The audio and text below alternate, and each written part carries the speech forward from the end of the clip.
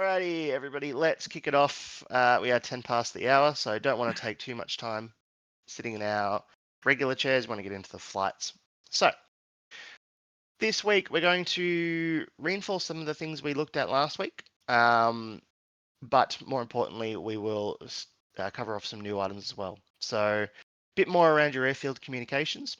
You would have heard us saying that, but now that hopefully everybody's SRS is working, we should have a much better way of keeping track of everybody. Hey, Frog. That's good. We're just getting started, so you're perfectly timed. Sweet.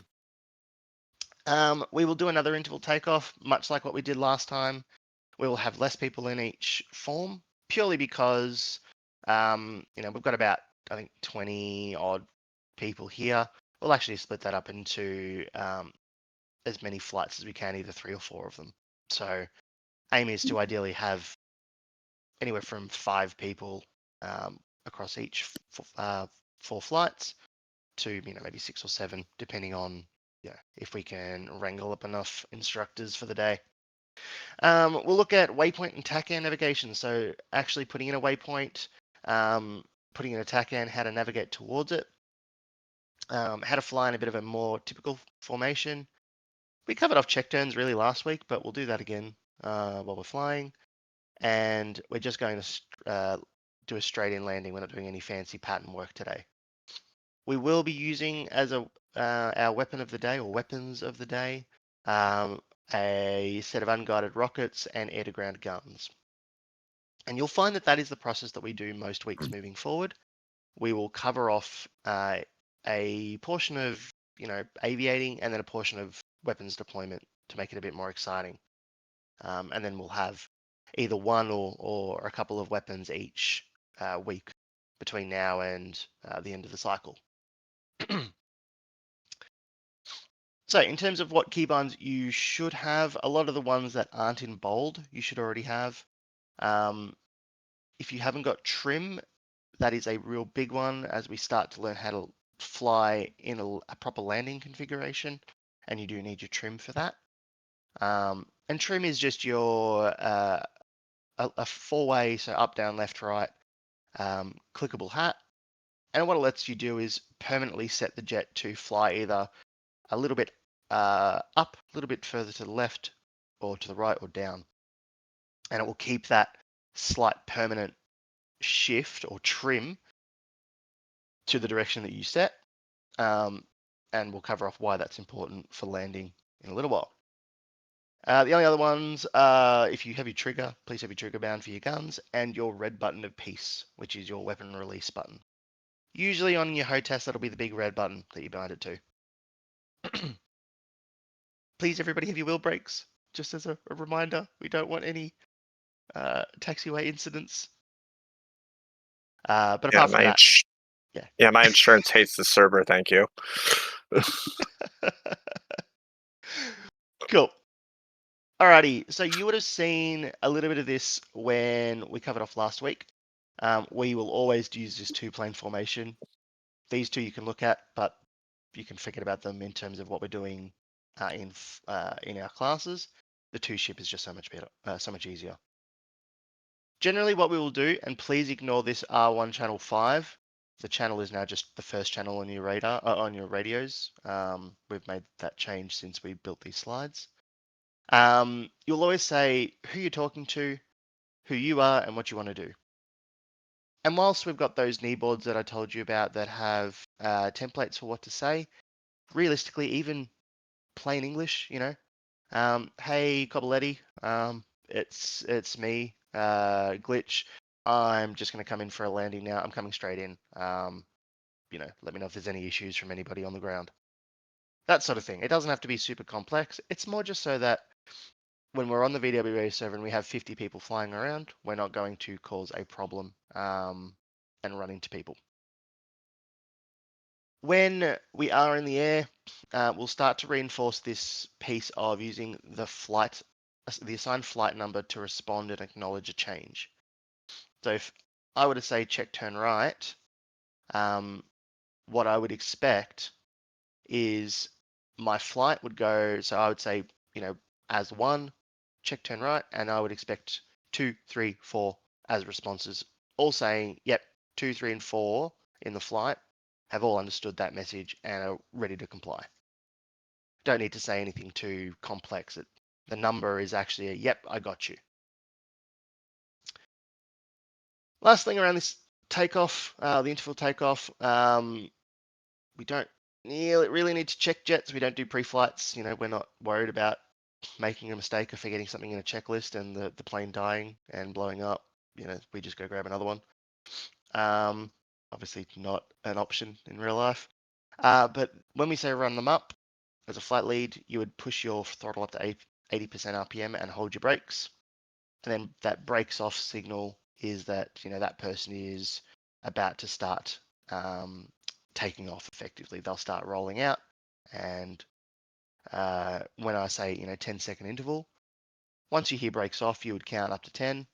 And then you, as the second flight or the second member of the flight, would say, okay, 2 brakes off. And then 10 seconds later, 3 brakes off, 10 seconds later, 4 brakes off, and so on. It's more just so we've got some consistency and we understand what everybody's doing in the flight. And for a flight lead, I know that, okay, when number 5 is up, let's say I've got 5 people in my flight. When number 5 says 5 brakes off, I know that in about 15 seconds, all of my flight will be up in the air. And this is just the example of those comms, which I think we also had last week.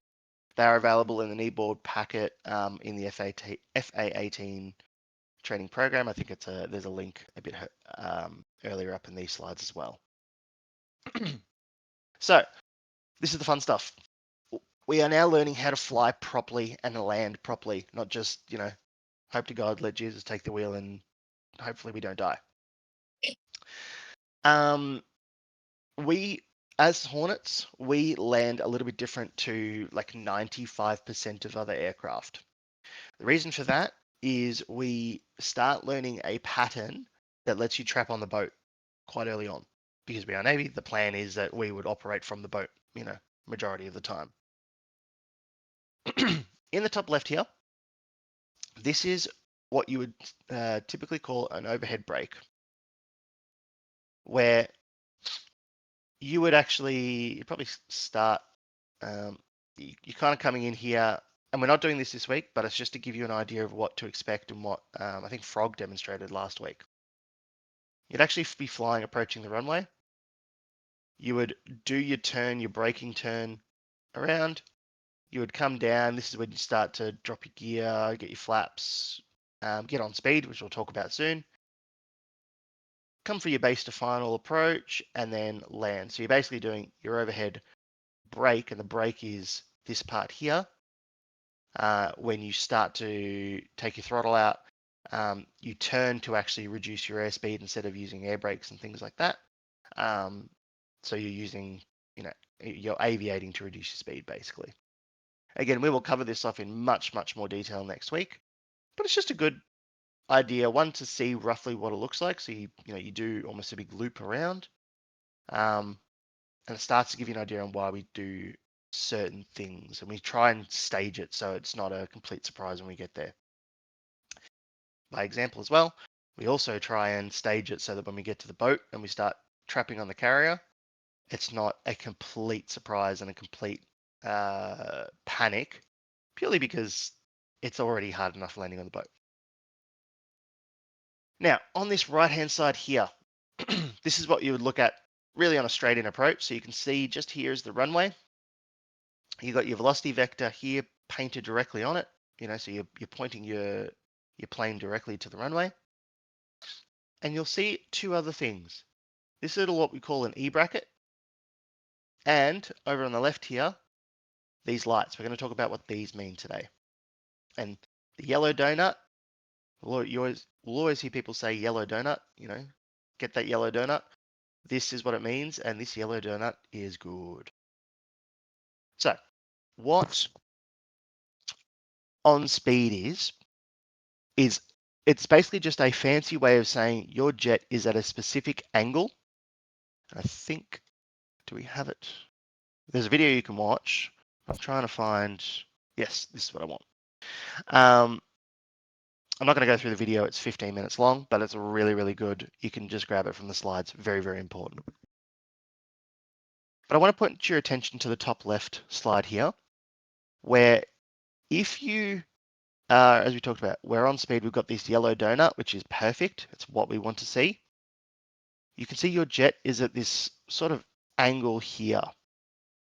And it's basically the perfect angle for over here to land on a boat, and for your hook in the bottom right to touch down perfectly and grab a wire. That is the reason we fly on speed and not flaring, because this hook needs to be in the right spot to trap those wires. You can see here that person is just about to drop their wheels a little bit more.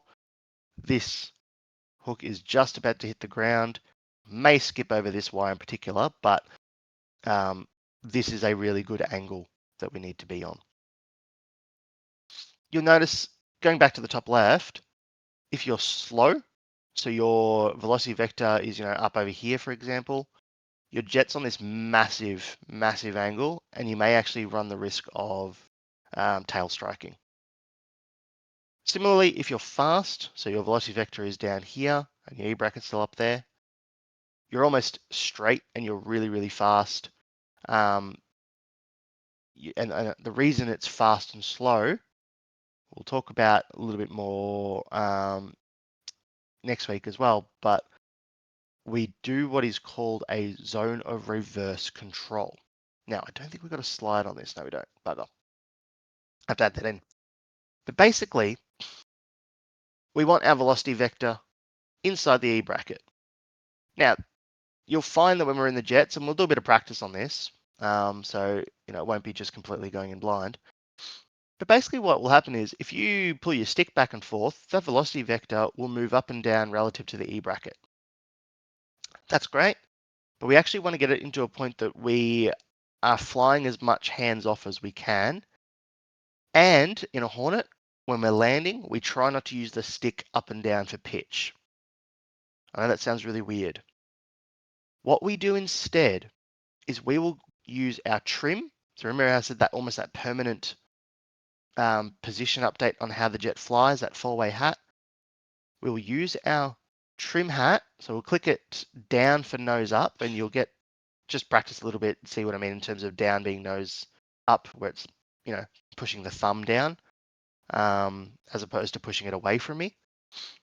But when we do that, below 200 knots, so about 180 knots or so, you can start trimming your velocity vector, and it will start moving from down here to start up into this E-bracket area. We want it almost as perfectly aligned with that middle prong as possible. When you are in this position, you don't use your stick for vertical, so pitch adjustments. And I know that sounds really, really weird, but what you will do instead is use your throttle. And you'll find, and we can practice a little bit in the jets, as I said, if you've got this position, like this imagery on your heads-up display, you've trimmed a little bit, you're at about 160 knots, 170 knots, whatever it is, and your velocity vector is perfectly in that E-bracket. If you push a little bit of throttle in, both the E-bracket and the velocity vector will move up.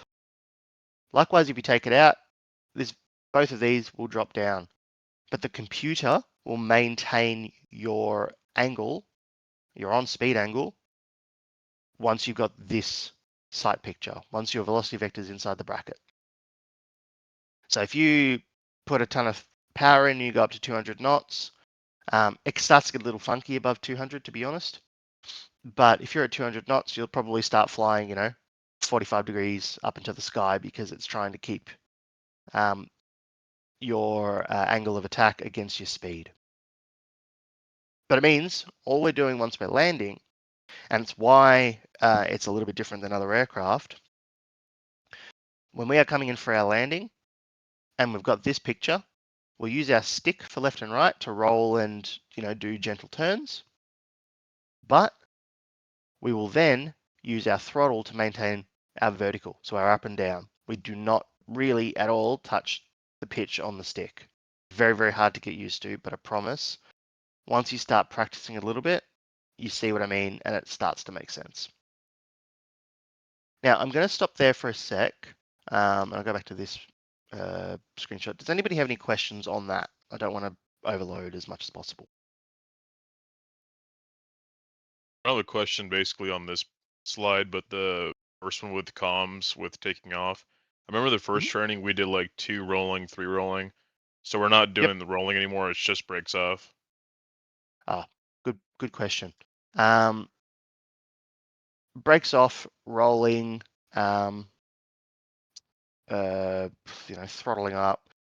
It's not too. Nobody's going to be too picky with what you say. It's more just, in this case, we've got breaks off, but if you say rolling, that is A-OK, and commonly used as well. It's more just letting people know that, okay, your brakes are off, you're rolling down, your whatever term you use, that's actually what's happening. Does that make sense? Yeah, just double checking. Yeah, no, that's all good, thank you. Realistically, yeah, as I said, it's not a big deal. It's just letting people know what's happening. Any other questions before we kick on? Cool. Alrighty. Just move forward a little bit.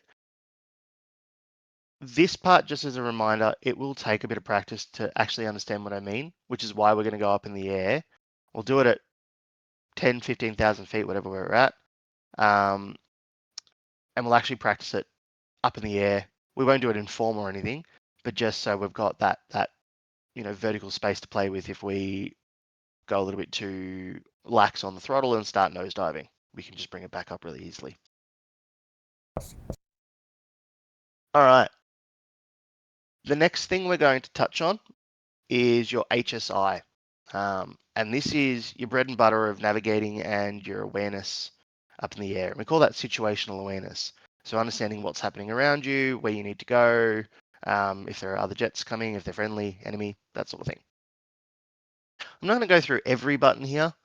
There's a couple to keep in mind. This top one lets you zoom in and then it just kind of resets. So use that to get more detailed close-up pictures when you need them. Won't worry about the mark for the moment. Data you need to go into so we can start putting in waypoints, but I can explain that once we're in the jets. This waypoint button and this TACAN button, those are the ones you press to actually say, hey, I want to go to that waypoint. Plane, can you please navigate that or tell me which way to go? And when you click that little box, you actually then you can see a little dot down here. It will actually put in a marker at the waypoint and show you, how long it's going to take you to get there,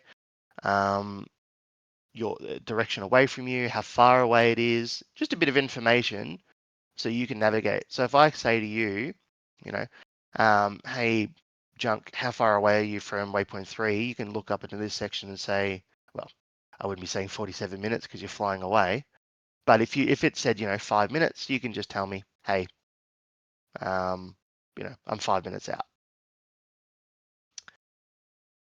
The two arrow buttons here, and you'll find that all of these buttons correspond, or all of these headers correspond to the button that it's next to.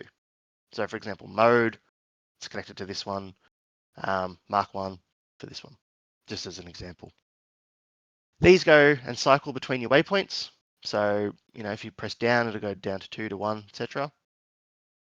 Waypoint designate is good for your weapons. We'll cover that off in future classes. But if I want to say to you, all right, let's use waypoint 2, and we're going to drop a bomb exactly on that waypoint, you're going to hit this button, and it'll send it to your weapons computer to say, okay, we need to drop the bomb there. Sequence and auto we'll cover off next week, but basically this dotted line, we have a sequence of waypoint 1, 2, and 3 here. We've connected it into sequence 1. Auto means that when we get to one of our waypoints, the computer will automatically say, okay, I have to go to the next one now. Similar to Google Maps, when when it says in 10 meters turn right, and then you've done the right-hand turn, it'll go to the next waypoint and say, okay, in 100 meters, go straight through the roundabout. Now, this is a very, very busy slide. You do not need to remember all of this by any means. But your SA page is almost the same as your HSI. Now, we will start to use some acronyms. Please, if I haven't explained it, just shout at me, say, hey, Telfus, I have no idea what that acronym is. Please help, please help.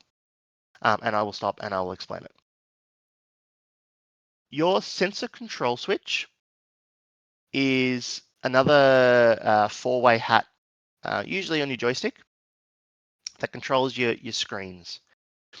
And you'll see that it's hard to tell, but in the top right here, there's a little diamond. If you use your sensor control switch, or SCS as the acronym, in the direction of your screen or your DDI, again, we're getting really into acronyms, it will put the diamond in that screen. And it means that if you start using your SCS buttons again, it will relate to something on this screen. For example, if I have my HSI page on my right DDI and I press SCS right twice, it will swap between the SA and HSI pages. The reason that's important is they have slightly different info. You can see here, this one's more just a little bit quieter, more for navigation, telling you where to go. This one still has the flight plan in it, but it also shows you where your allied jets are, where the enemy's coming in, your signatures for, MiG-29s in that example. So a little bit more information, but more geared around understanding exactly where other jets are or other signatures are in the air. Don't have to really know too much about exactly what all that means now, but it's good to understand the difference between the two pages. And if you want to try and find where somebody else is, like where I am, for example, you go to your SA page and you can actually start seeing, in this case, you've got 3 people here in front of you, and these green circles are your allies. Probably won't touch on this too much. The only thing I will say is if you do have your TDC slew, your throttle designated control, which is almost like your mouse on this screen bound, you can slew your little icon that comes up over one of the targets to see what information they are showing you. I might leave it at that. You can see how far away they are, that sort of thing. But I'm going to, just kind of take a break from that. Does anybody have any questions based on what I've just covered? I know that there's a lot more information that I haven't gone into massive detail on, but I don't want to overload. So the dot is the cursor, the TDS? The TDC, TDC, cursor, are these vertical bars over here. Oh, okay. So what you can actually see is this person has slewed the little mouse cursor, if you will, over this red 1 target here. And then when they slew over it, so when your cursor is over something, that's when you get information in the bottom right here. Oh, gotcha. Okay. And the big one to pay attention to at the start is BRA. BRA stands for bearing range aspect, bearing range altitude aspect. But it basically just means the direction from you. So you can see at 305, so 300, so the next one's 305. You're in the center. If you paint a straight line towards 305, you can see that that's where the target is, and it's about 30 miles away from you. That's why the slewing can be helpful. Yeah. I have a quick question. Shoot. Depending on your mode for your radar, let's say you do just not standby, you do like the exceed limit, or like you turn up the power, I guess, of your radar. Will you have a better ability to spot targets on your SA page, and they can also spot you easier? Is that true, or? It is both true and in some ways not true. Okay. So you need to, and again, radar is a little bit more advanced, but I'm happy to answer the question in a couple seconds here. Your radar needs to be positioned and angled towards the target that you're seeing. So if the target is up at 30,000 feet and you're looking, or you've got your radar looking down at the ground, you'll miss it completely, right? It's like a camera effectively. You're just not actually getting the target in the field of view. But if you have an AWACS or something in the area, so a big radar plane, they will feed you information into your computer. So not every signature that you see on this page will be from your radar. It may be from the AWACS saying, hey, there is something over there that I've picked up that you need to go have a look at, or Okay, at least be aware of. So if there's a dot on your friendly, like where it has a circle with a dash on it, the little symbols, there's a green dot on it. That's not your information. That's like a friendly's provided information. Yeah, so these ones here are actually from your data link, and that's why we turn that DL page on. That's what allows this to come up from other people. That So makes if I have sense. my data link on and you have your data link on, then we will be able to see each other and send each other our information. So it's not your radar picking it up. It's actually me saying, hey, I'm in this position. You're telling me you're in that position. So our RSA pages are now looking very similar. Is that So- why the little dots on the left, everybody would appear like that? I'm going to be honest. I That's actually don't know what the dots are for. I cannot remember. If anybody does know, please let me know. so the What one dots? that you were just over. It says friendly surveillance information donor. Is that why there's 2 dots? I'm not sure. It may be. That one I actually don't know. I'm sorry. Okay. No worries, bro. Wait, We'll, question is the yeah. we'll find is out it- at some point. Tell Yeah, is this. V it the may know. dot near the circle? The dot means that the guy's a donor, or not donor. Oh my God, what am I saying? Donor. And if there's no dot, he's just a member of the flight. Oh, If there you there's go. no dot in the center, you mean? If there's no surveillance will have a dot in the center, like an AVAX. If there's just you see the guy, little guy without a dot in the middle, just a dot to the side. That's a Yes. little fighter. That's a fighter jet, not a surveillance aircraft like an E3 or AVAX. But he is also a donor to your radar. But if it was just Okay. like an F-18 without, and he was just a member of your flight, there wouldn't be a dot next to him. It'd just be a green circle with a line in front of him. Oh, okay. If you're not hooked up to the data link with him. If he's not, you can designate donors and members on your SA page. I don't want to get into that right now, or that'll take Yeah. another 20 minutes. But Yeah. you'll down the line you will figure that out, and I can show Gotcha. you when you have free time as well if you want to learn that. Right on, man. You planted the seed, so now when I get that information, it'll sink in better. Heck, yep. Absolutely. No, And thanks you for that, said V. heading 305. I'm assuming each one of those radical ticks is an interval of 10. So 305 will be in between the 30 and the next tick to the right. Exactly right. Yeah. So the little dots around the edges, the intervals, as you said, perfectly right. So 330, 340, 350, 360 or 0, and then 10, 20, 30, and so on. So in this case, because if we paint a straight line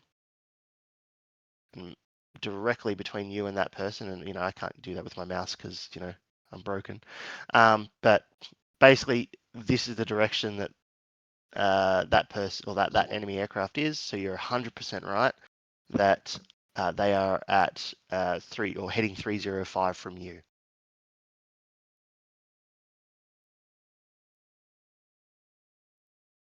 Any other questions before we move on? Cool. Alrighty. Now all we're covering off, and I think we only have this and this slide, is how to use our rockets and guns. Reason we do them in the same week is they are basically not identical, but in terms of setting them up and how to fire them and what to look for, almost identical. So very, very easy to look at both of them at the same time. So we're going to do something. We're going to look at this little piece first. You will hit your air to ground master button. You want to make sure your master arm is also set to arm. And then you can see in the edge of this screenshot, and over here, your stores page will automatically show up when you hit that master air to ground button. And what we'll need to do is 2 things. One, we need to either select the appropriate weapon that we want to fire. So anything on your pylons will come up at the top here. and your gun will be on this top right, on the right column, or the second one, sorry, at all times.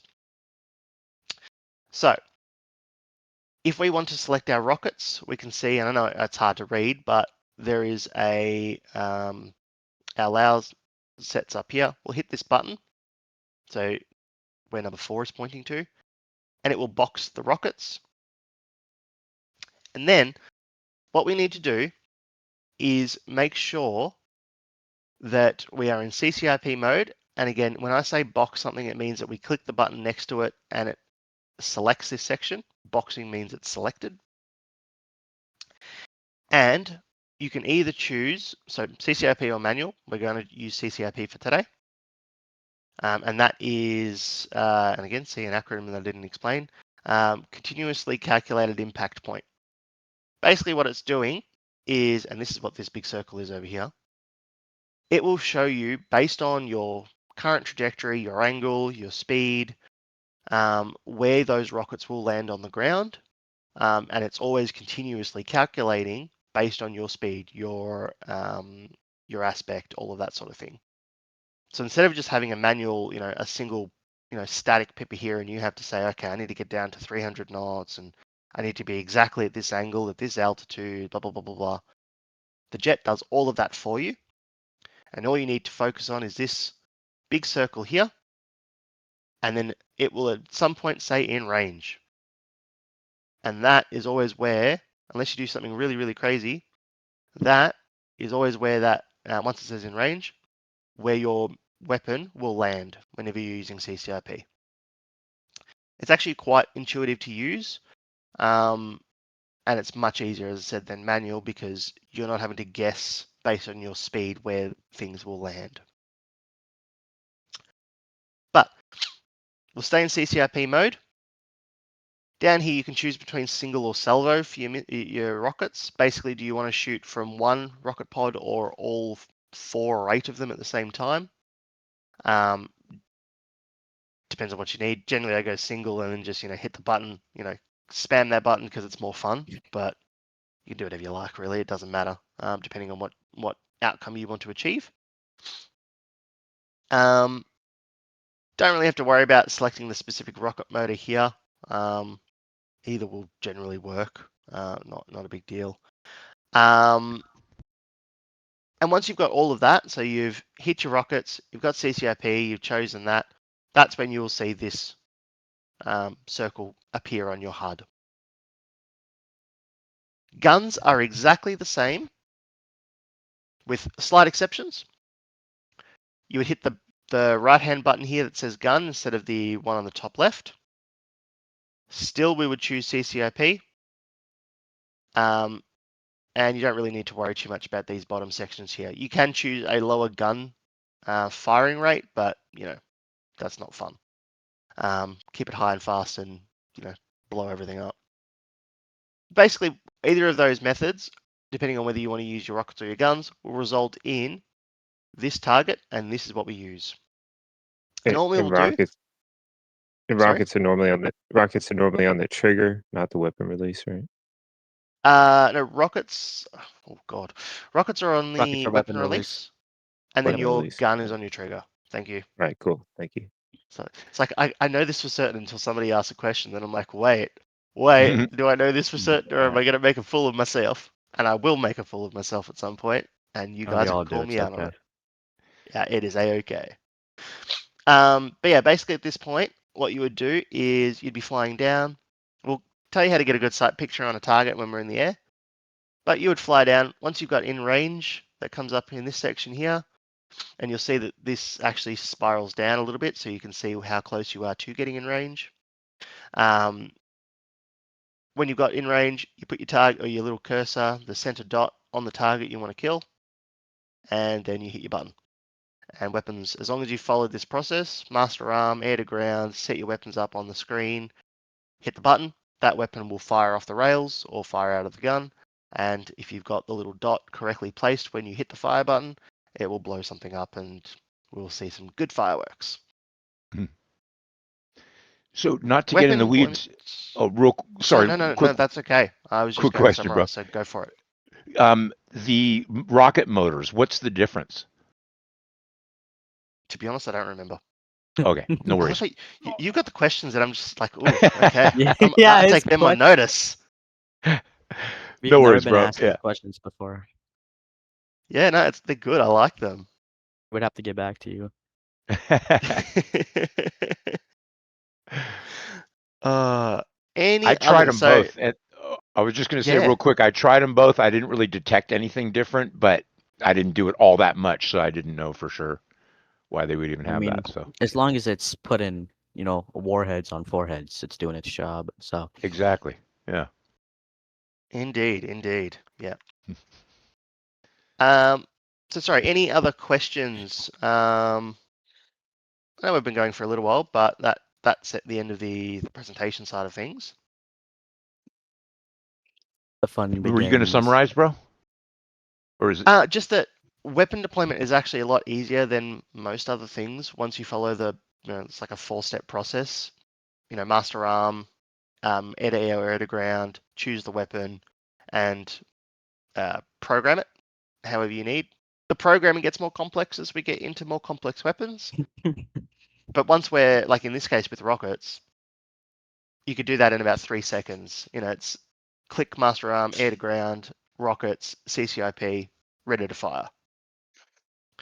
To add to that, with the rockets, from my experience, there's another button that says guns, and you can select that one too. So when you find a rocket, you can also pre-fire the guns to get you on track. Yeah, you can do guns. Not a great idea to have rockets and guns selected at the same time. But go for it. Yeah, I mean it doesn't really it's nobody's stopping you. But yeah, you would. So this one, the top left is your rockets or anything on your pylons, and this screenshot's probably a better one to look at. Yeah, when you do have the All of rocket top. selected and the gun at the same time, the CCIP pipper on your HUD is still going to be on for the rocket and not the gun. So Yeah, I know. Very, I very good just point. fire a couple of shots to see where my bullets is going before I waste rockets. I guess what I'm saying. no, that makes sense. Yep, great way No, to that's all aim. good. Yeah, and for what it's worth today, in terms of the loadout, we have an absolute bucket load of rockets, so no stress using that and using as many rockets as you need. The plan obviously is to, once you finish up, once we're all done, we are out of rockets. We don't want to come back with ordnance on our jets. That's just a waste of good explosions.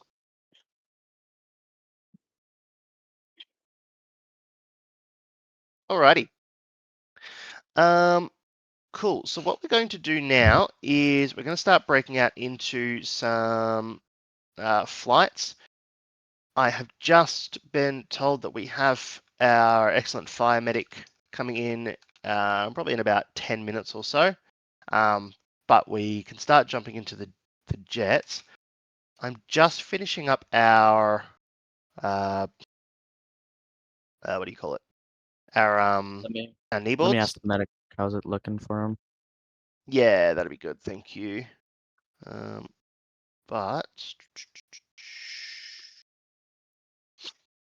give me a second. I'm just popping some of these in. While you're doing it, I found the answer to the rockets. Oh yeah, great. Hit me. Yeah, so the M4 is the older rocket engine to the Zuni missile munition. And at some point in time, the services upgraded to an M66.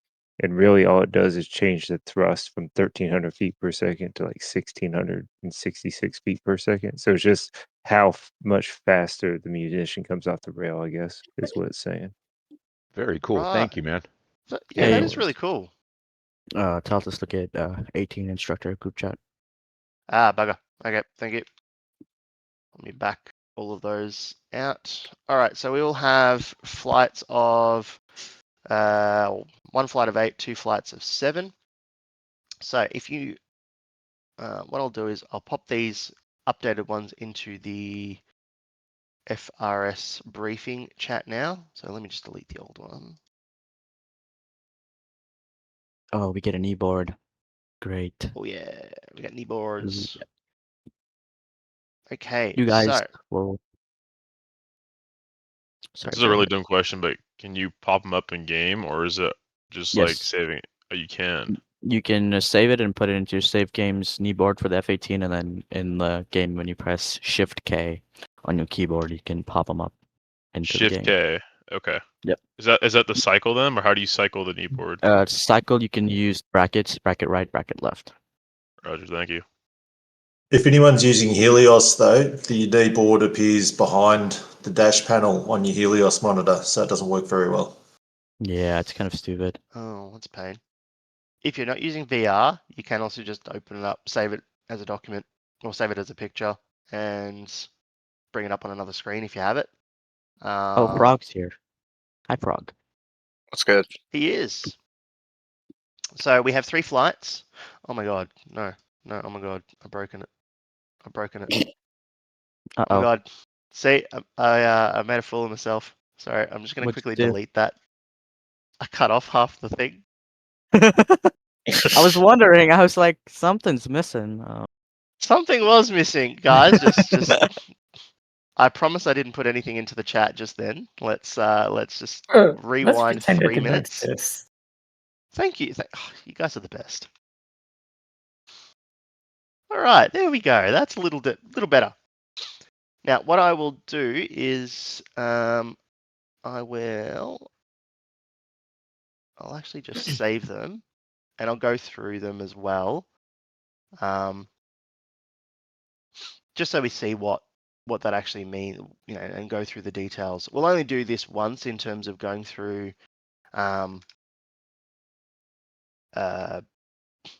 the content of it. But if people have questions afterwards, no issues if we explore a little bit further down the line. All right. Why is the Air Force on the aircraft carrier? Look, don't ask questions. Just let them let them cook. There's F-16s and F-15s trapping on the carrier. Oh my god. Yeah, that's remnants of the events of last night. God damn it. Do I want to swap over to the Viper? God damn it. No. I'm telling you, No. every Air Force pilot secretly wants to be Navy. Here's proof of it. Yep. Look, there is. All right. So, does everybody see that image now on the stream? Should be Yes. the kneeboard. Yep, we got it. Yes. Yeah, Awesome. yeah, got it. Yeah. All right.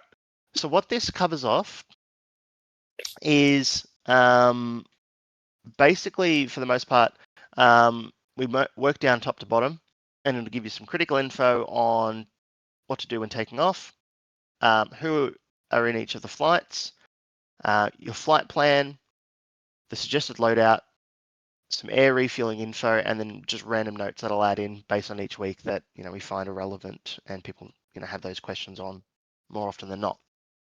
So to quickly summarize, obviously we're in week 2.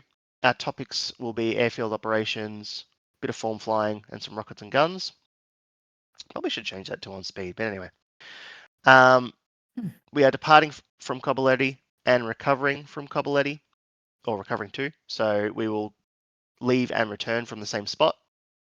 I will always give you the TACAN beacon number, and we'll cover off how to put that into the jet in about 5 minutes.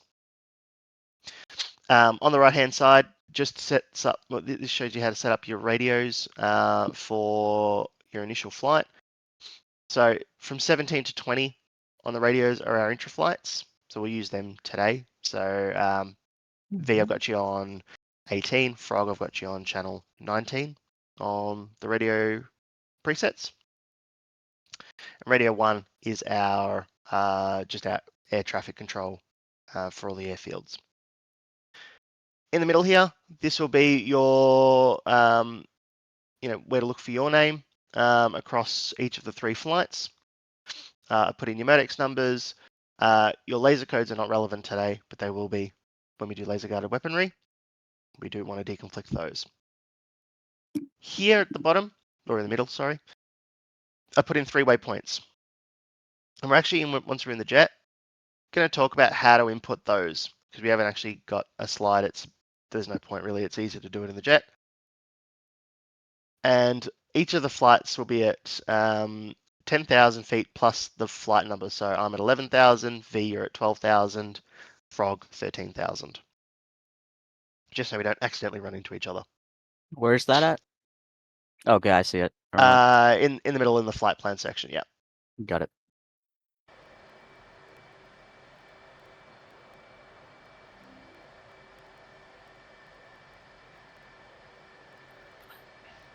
But be mindful if you're not in my flight, use the waypoint that's in your knee board.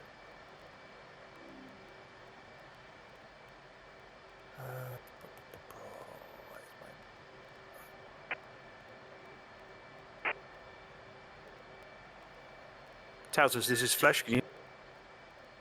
Yeah, I can hear you on Discord.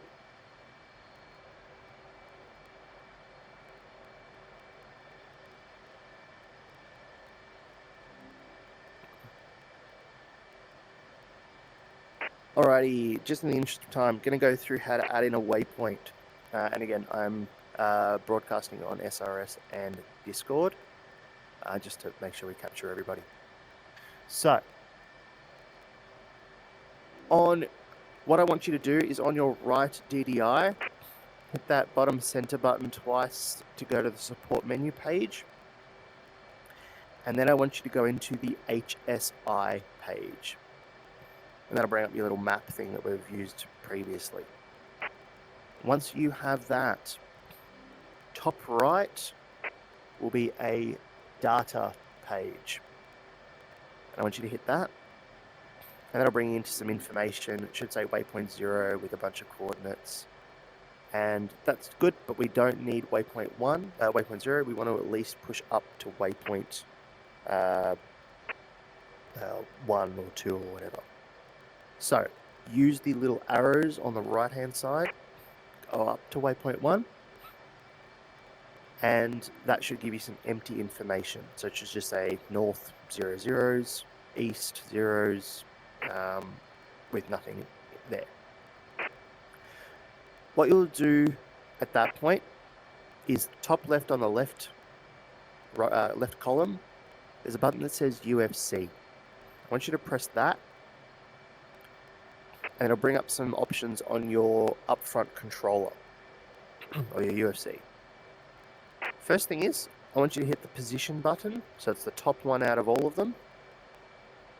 And then what you can start doing is, if you press 2 for N, or N for northing, it should start coming up. You'll see an N with a couple of little circles indicating some breakpoints for degrees and so on. Have a look at that knee board I sent you. And what I want you to do is start putting in, at the very least, the target waypoint. So it'll be number 2 for everybody. You can do all 3 if you'd like. But basically what you'll do is you'll start putting in, so you go north. In this case, mine is north 41, 5946. And then once I've got that entered in, press enter. And then press the 6 key for east and do the other 6 digits. So in my case, 41, 18, 11, and then enter again.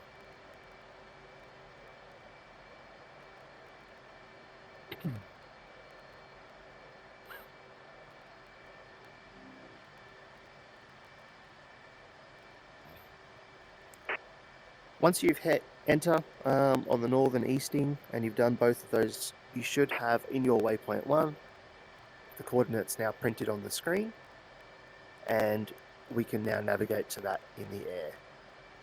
Does anybody have any issues with that at the moment?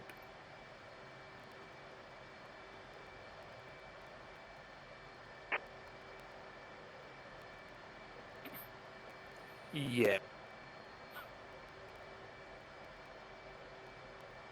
All good. Alright, I'll go through it once more. I'll go through it once more really quickly, just to make sure we're, excuse me, all covered off. So, on your right screen, press the menu button twice to go into the support menu. Then you want to press the HSI button, which is on the bottom left, and that should bring up our little map thing that we're talking about. And on the top right, hit the button that says Data. Once you've got that, you want to hit the up arrow on the right-hand side, push button 12, to go to Waypoint 1.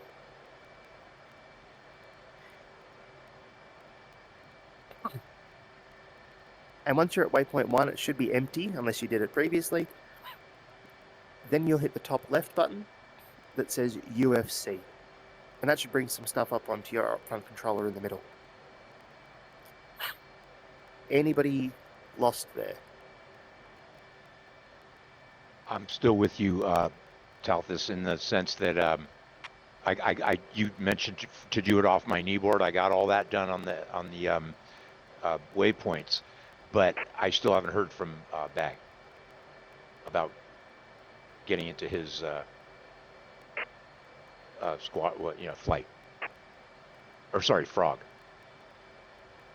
All right, no worries. I'll let him know.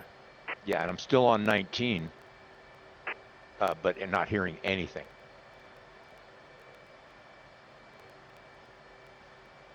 All right, I'll let him know. Thank you. Thanks. Alrighty, I'm going to continue along with our waypoint insertion. So, once you press the UFC button, you may need to press it again if it's disappeared off the main screens. You'll have at the top POSN for position. I want you to hit that. And then what I'd like you to do is start typing in, well, first type in the 2 button, so for 2 for Norling, and then type in your coordinates that are on your waypoints, and we can just do target for today. So with N for my group, it would be N415946, and that's just what's on your kneeboard. And then you press enter. Once you've pressed enter, you'll use the 6 key to put the easting letter in, and then put the remaining 6 coordinate digits in. So 411811. And then press enter again. And once you've got that, you should be able to press the HSI button in the top right, click waypoint, and that will navigate us to our waypoint of our targets.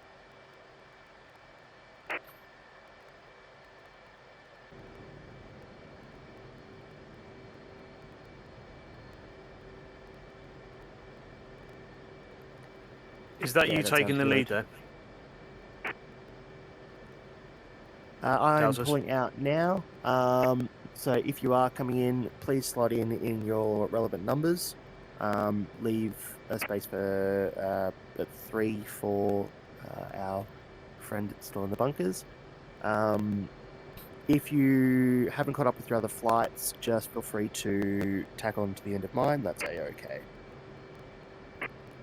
I'm just going to get out of your way. Traffic, expert 1-1, flight of, let's say about 9 F-18, taxi 2 and hold short, active runway 25 for westerly departure, Carboletti.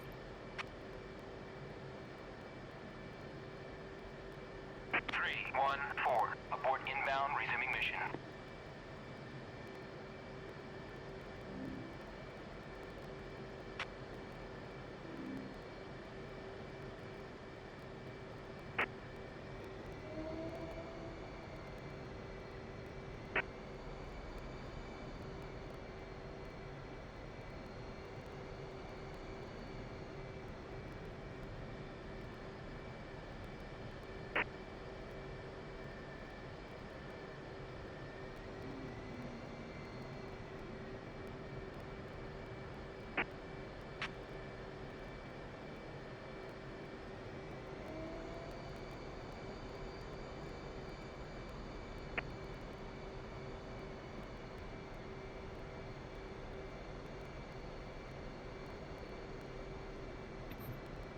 Okay, so you should see that Flight 3 is starting to take off, which is cool.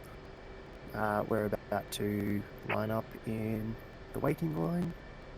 Whilst we're doing that, if you hit your TCN button on your upfront controller and make sure you turn that on, and then put in or type in 67 enter, that will be the beacon that we are flying home to, which is the beacon for this airfield. Just as a little piece of extra info while we're waiting on the ground here.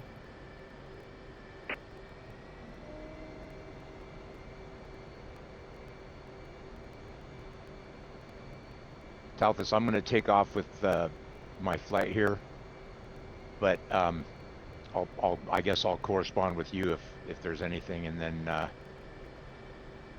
until I hear from Frog or whoever that. Yeah, Frog. All good. Yeah, it is really cool. You can actually set up a button as well that opens and closes it.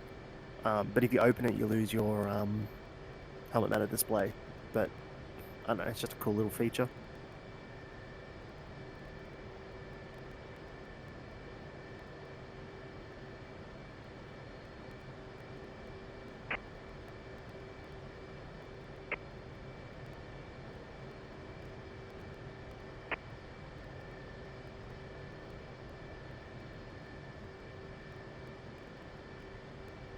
Not hearing any airplane sounds either. Yeah, that sounds like a proper sound issue. Like more than just a SRS. I am turning left now on the 90 towards the whole short.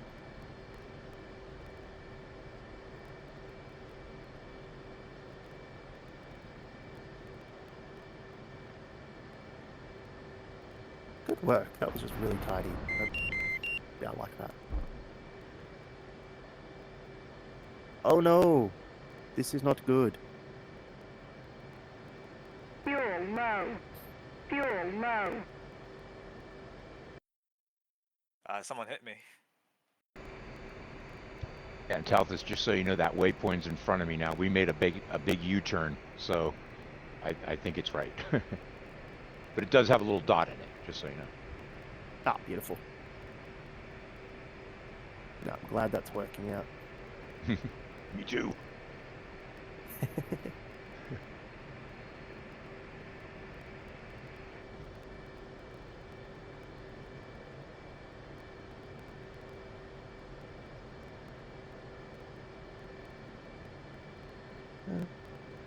You shouldn't have a 3-0.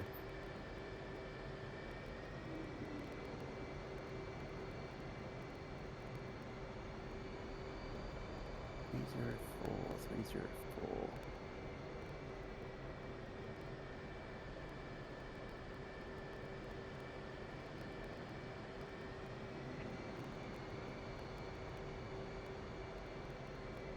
I see a 384. 374.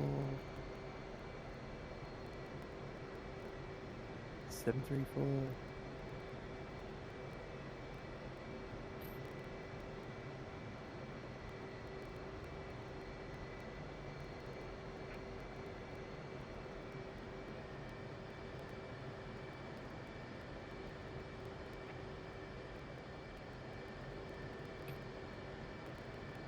Yeah, so if we're going to interval, so we won't all take off together. That would be absolutely too harsh and too cruel for me. But yeah, so we'll just do a 10-second. So I'll shortly call for a run-up, then we'll start taking off and rolling, and then we'll just connect back in the air. I do have red smoke, so that should be visible once I get up there. I won't turn it on just yet.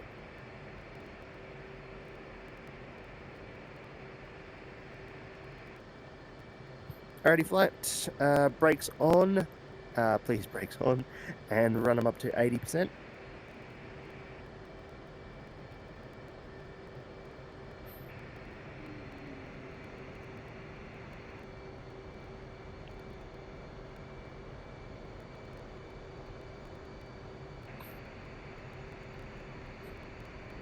Alright, and in the interest of time, I'm going to assume everybody is run up.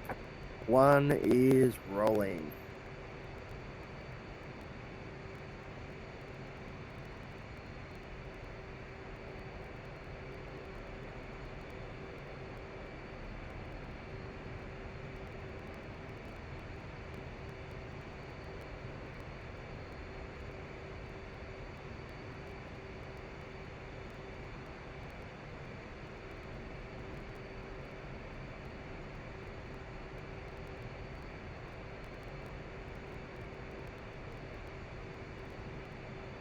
Four roll.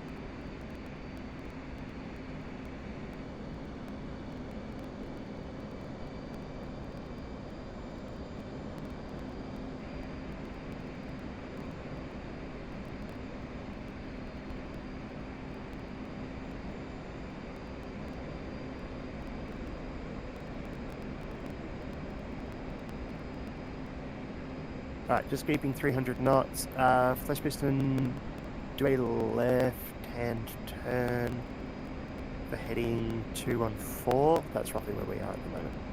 Just making sure we're keeping everyone in the group. 214, thank you. Good.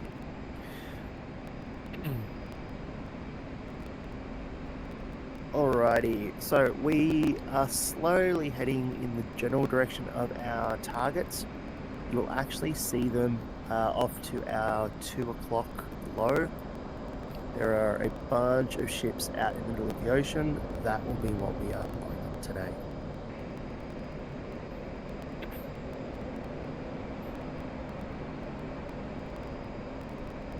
So a little bit about how to actually go about this to make sure we do it right, and you're not going in blind.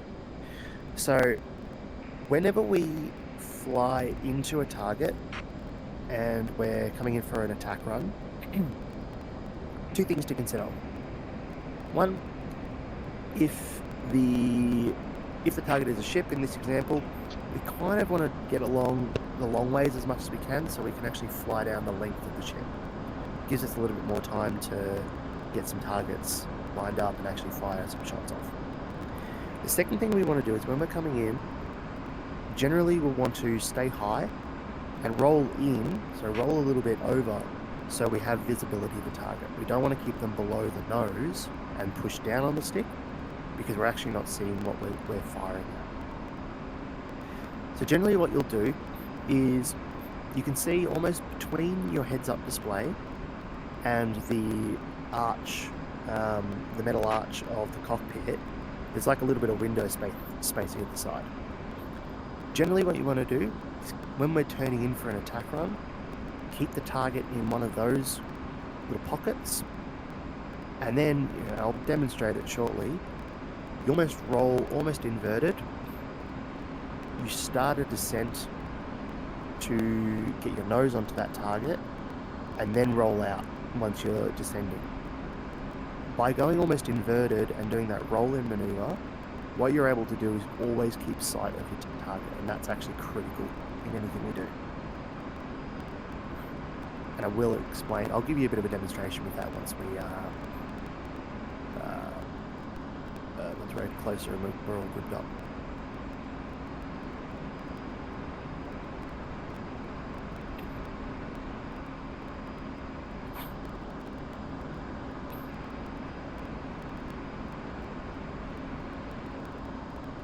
Copy that.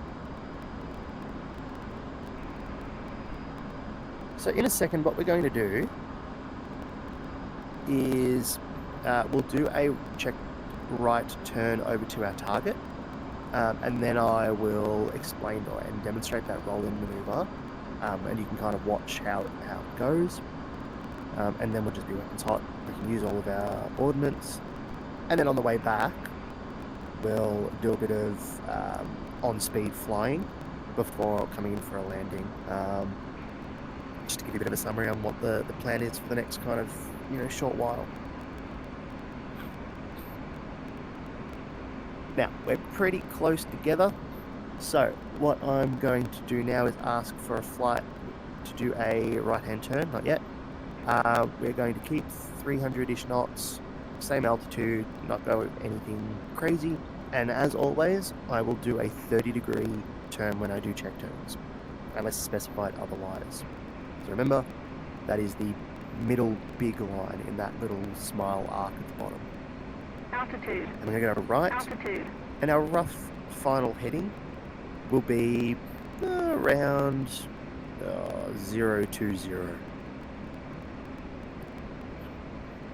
And as a more formal comm, and for everybody to start getting ready, Expert 1 flight, check right turn, final heading 020.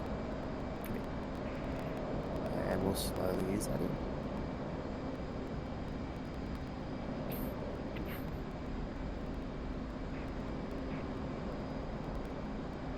And we're just going to keep this position for a little while. Very good work. Very nice and tidy, everybody.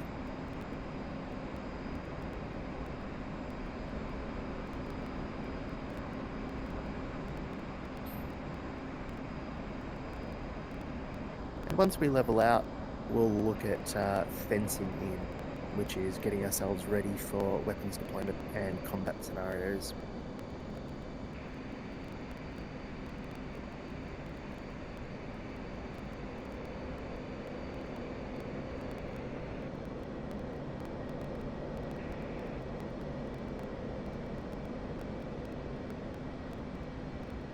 Altitude.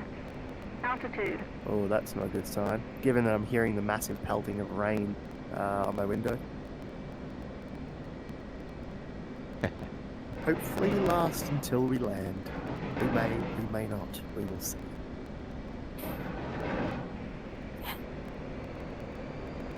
Going to correct to heading 035.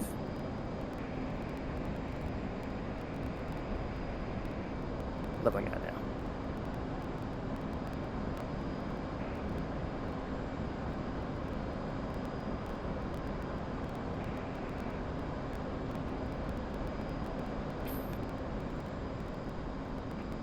Alrighty, so we have our targets at about our 1-2 o'clock. So that will come up in about 20 miles. So we're going to start fencing in now. So, everybody, can I get you to, and you can be loosely spread for this, don't need to be in close form. On the left-hand side of your cockpit, flick that master arm switch to arm. Hit your air to ground or AG button. That should change the screens that you have up at the moment. And on the left one, I want you to hit the little 6-1 or the top left button. 6-1 if you've got the hydras. Make sure it's set to CCIP and either single or salvo. I'm just going to do single. And you should find you get a little clock face on your heads-up display.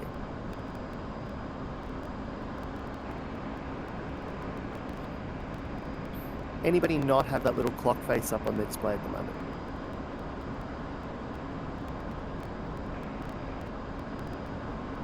Beautiful.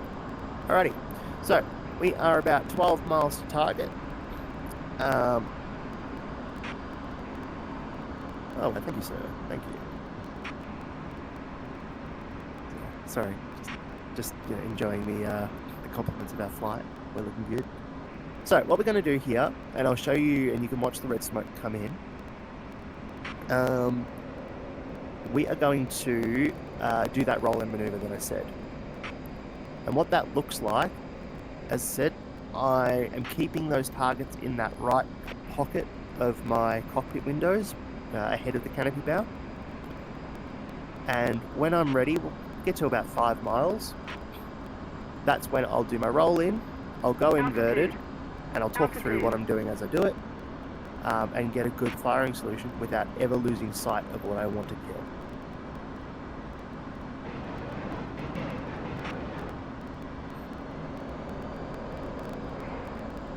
So I see in the top right of the formation of that flight, of the ships, there's something that's steaming. I'm going to go for that. So what I'm going to do now is I'm going to break off out of form and just demonstrate here. Just moving over to get it back into that 2-degree window, as we want to not be too, I suppose, distanced from it. We don't want to be too offset.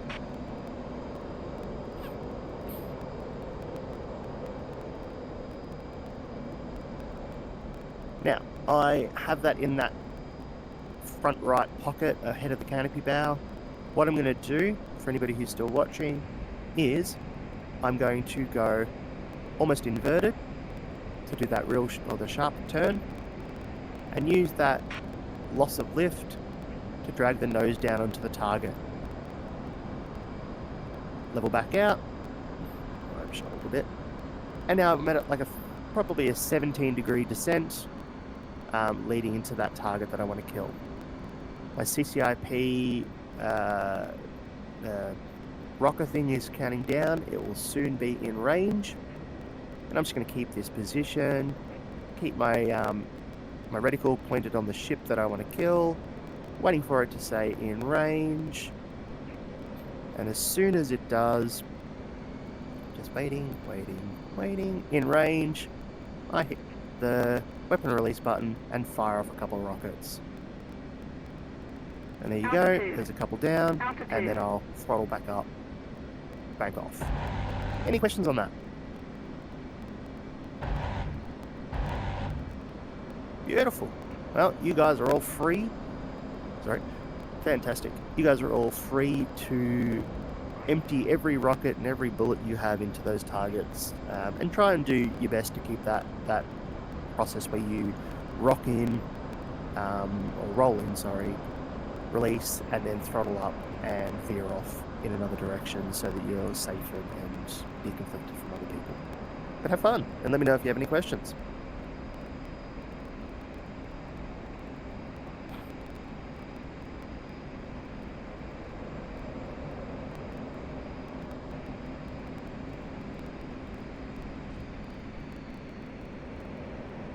Sorry, say again for me. Altitude. Altitude.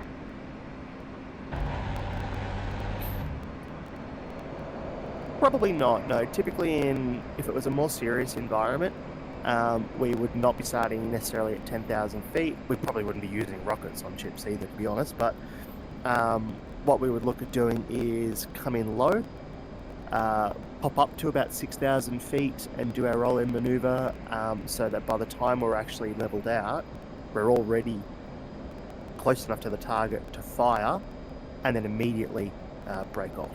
And then you would flare out, or release chaff and flare on the way.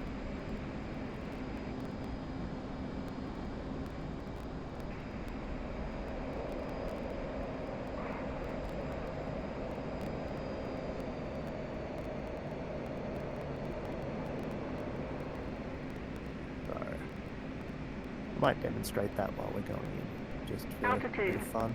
Altitude.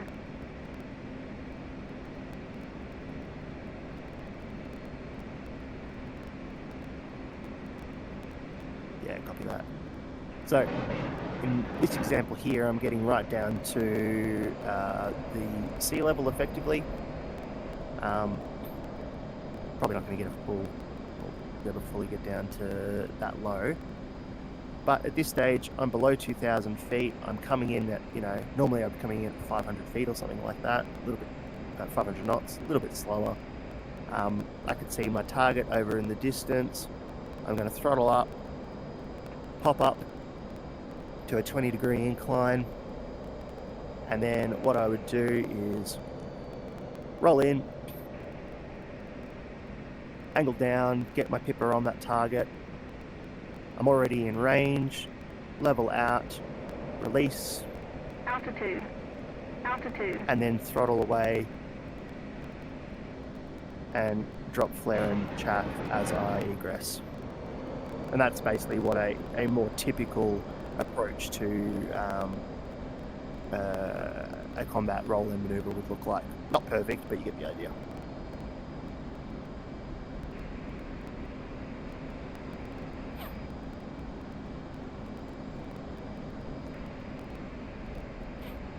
It is good fun when we've got a lot of people just swarming all of these, and even just looking at the F10 menu, just like everybody flying around, and it's great.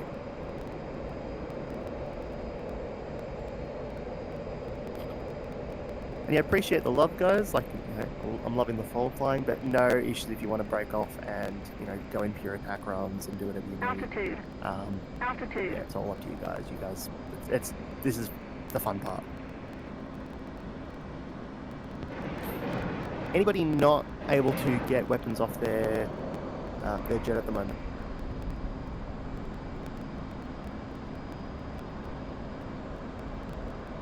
Well, that's a good sign.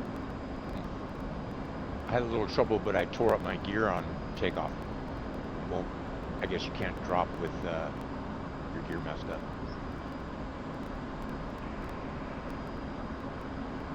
Yeah. Feel free to use guns as well if you run out. And yes, if you break your gear, or so you overspeed it, you don't bring them up in time, it will prevent weapons from being released off your jet. It's necessary but unfortunate. One rolling in on Seaways Giant.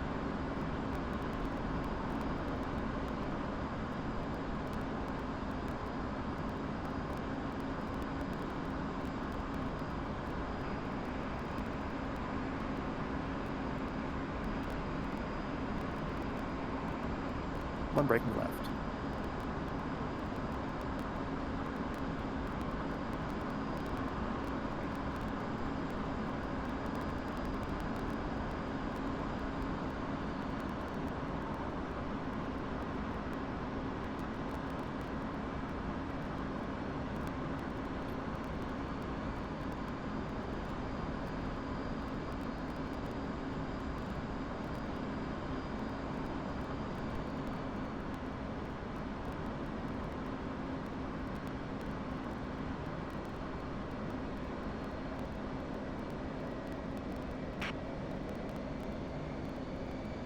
Another thing you can do as well when you're coming in for your run to give you extra time is you'll naturally pick up speed when you're at a very heavy decline or descent. So, just for sake of argument, right now I'm flying around 300 knots, but if I drop my nose 20 degrees down, it's going to quickly increase. What I would then do, just to give myself a little bit of extra time, is pull the throttle back and potentially even pull the speed or put the speed brake out. Just remember when you are egressing to push your throttle back up and take the speed brake out again.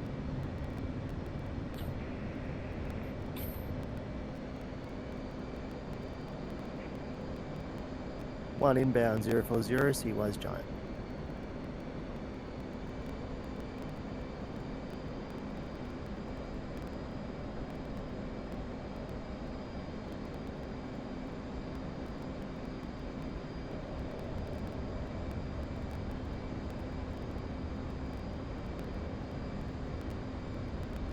One egressing left.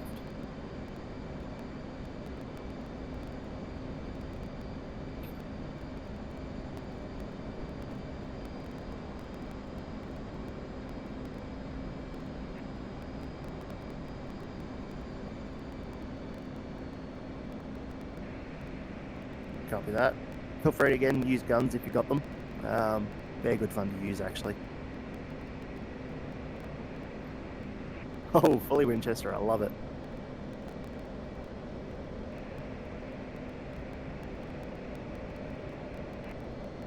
Yeah, once you are out of all munitions or Winchester, feel free just to climb back up to 10,000 feet, and then we can do a little bit of practice with our on-speed flying, which is going to be so critical.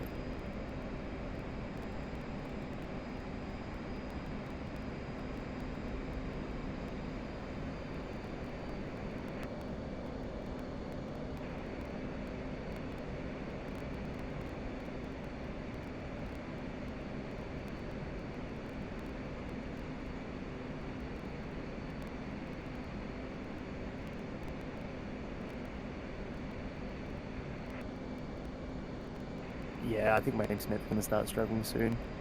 I'm going to roll in on that little ship over there at 170.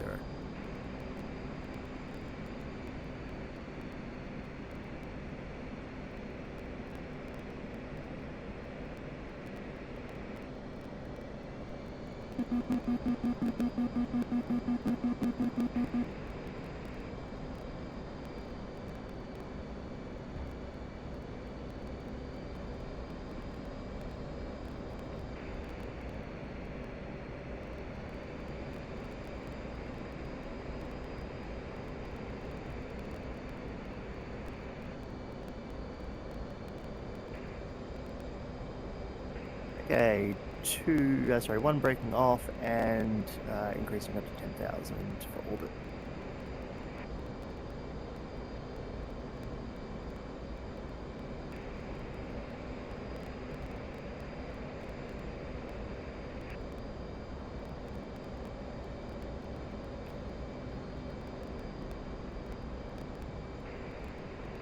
And you'll find that, like, I know, there's that arcade component of, just throw the jets into burner and whatnot.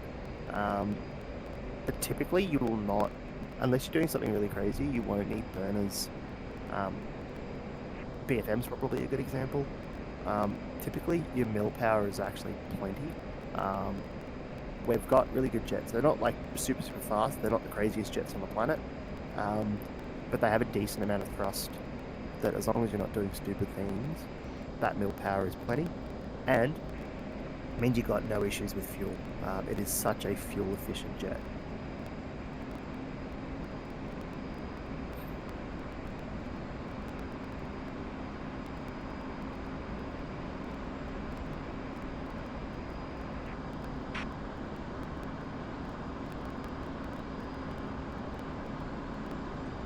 Actually, I'm going to increase to 11,000.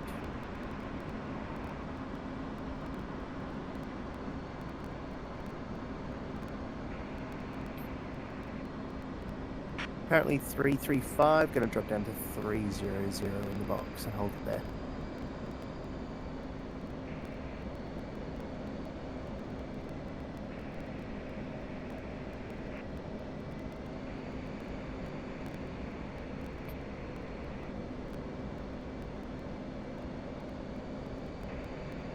I haven't really talked about this, but being able to keep an arc around a target is really useful skill set as well. So you can see right now I'm keeping kind of between 5 and 6 miles from that waypoint that I selected. And it means that if you can do this, then it's good for picking up targets with your targeting pod, all sorts of things. And it just means that as well, if you're needing to orbit something like a boat, you've got those skills already sitting there in a rough sense, so you're not going to struggle when you get down there. So good practice to put a waypoint somewhere, or even just use a TACAN beacon, and learn to orbit consistently around something. It will be really, really helpful. The way to do it as well is just look at the little dot on your HSI page and make sure your wings are flush. You know, if you draw a line from your wings to that point, that the line intersects, because then it's not a problem. You know, if you need to come a little bit closer, you shorten the turn. If you need to go a little bit longer, you lengthen it. But if you keep your wings flush with that dot, if you drew a line, generally means you'll orbit around it at a consistent distance.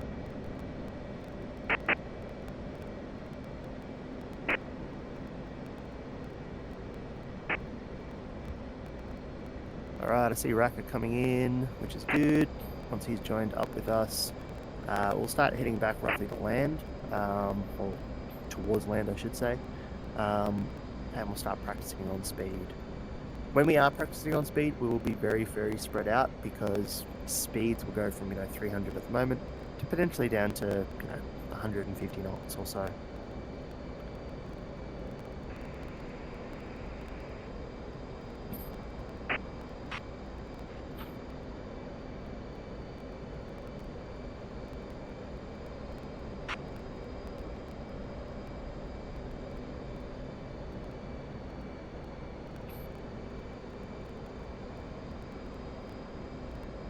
Alrighty, flight going to increase to 30-degree bank and make for Kobletti once again. If you still have your TACAN beacon set to 6.7, on your HSI page, that top left should give you information to KBL, short for Kobletti as you might imagine, and it should say we're about 32 miles across, all the way. That's really good to have as just a reference. And I'll keep both of them up, even if only one of them's the focus point, because I know how far away I am from home base, for example. Just a good little piece of info.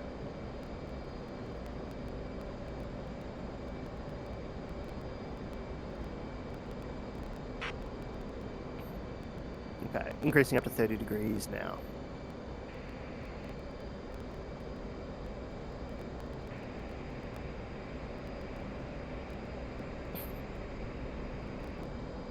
Looking good, everybody.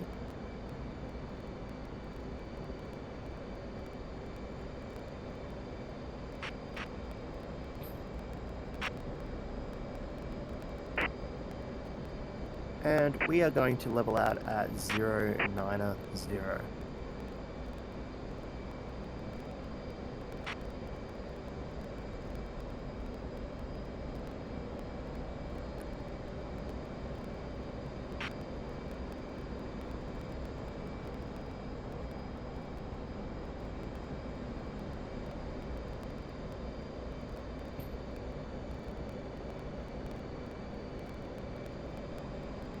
Awesome, looks like we've got everybody. Alrighty, so now we're about 30 miles from Kobletti, on a bit of an offset pattern. So we're going to keep this heading, and we're just going to practice a little bit the way we're going. So what we're going to do, firstly, break out into a bit of a looser formation, because this will get a little bit funky. I'm going to ask everybody now to go to idle throttle. So we're going to start dropping our speed. So I'm going to go idle now. Everybody else please do the same. And what we'll do is we're looking for the magical number of 250 knots. When we're at 250 knots, that's when we can start dropping flaps and gear. And I'll run you through it as we do it, so it's not going to be a worry. I am at now 250 knots, so I'm going to put my gear down, and I'm going to set my flaps to full. And it's going to make the jet do some weird funky things.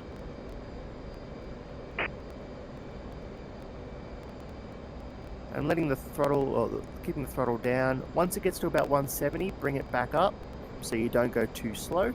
But this is why we're doing it high up in the air.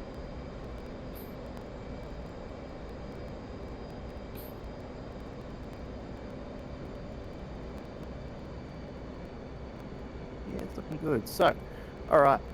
So what we're going to do now is I'm sitting at about 145 knots, and that's keeping me comfy. Maybe 150 actually. But what I'm wanting everybody to do is see how your velocity vector is a little bit below that E bracket. I want you to now click your trim button so that your velocity vector starts to just kind of jump up into that E bracket. And keep going up until the wings of your velocity vector, if you will, match the E bracket.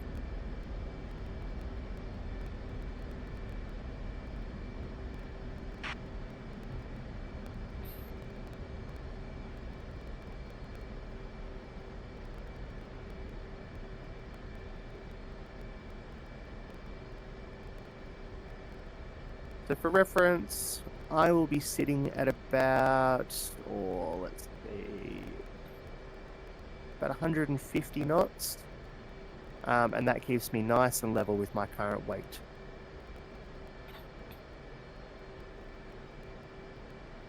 Anybody having real troubles with that at the moment?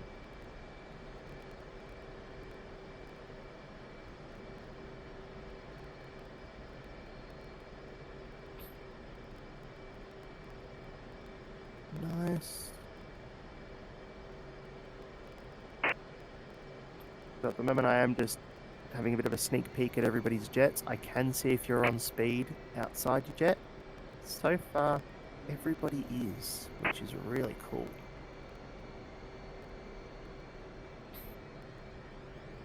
And the aim is to be able to fly around like this and just be completely level and not have any, drastic movements. Because if you can stay in a level flight like this, then all you need to do is, if you need to land, you drop a little bit of power out, and then you just keep it at a slightly slower speed because your jet will naturally descend. Inversely, if you need to increase your altitude, you just put a little bit of power in, get a couple of knots, and suddenly your jet's, on a 3-degree ascent. But you'll notice that I'm not touching the pitch of my stick, the up and down at all. All I will do is left and right to roll and obviously do turns left and right respectively to get myself on course where I need to be. And this is the basis of our overhead brake and our approach into the carrier and landing on the carrier when we get to that stage in week 5, I believe.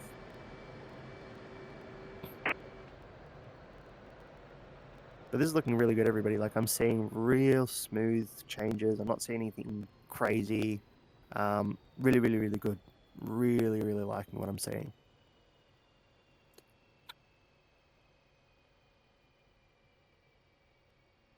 It's important to note as well that the speed, the actual number that's indicated, will be different for when you're landing on speed depending on your weight.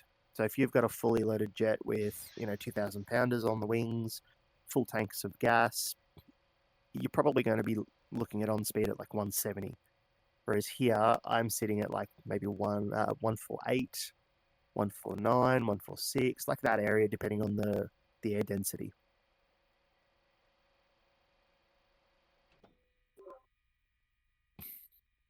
Go for one.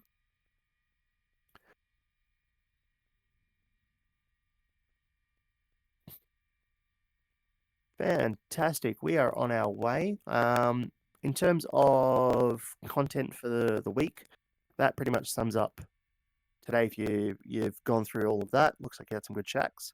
So people are welcome to hang around if they like, but that would be the end of this practical piece, if you will.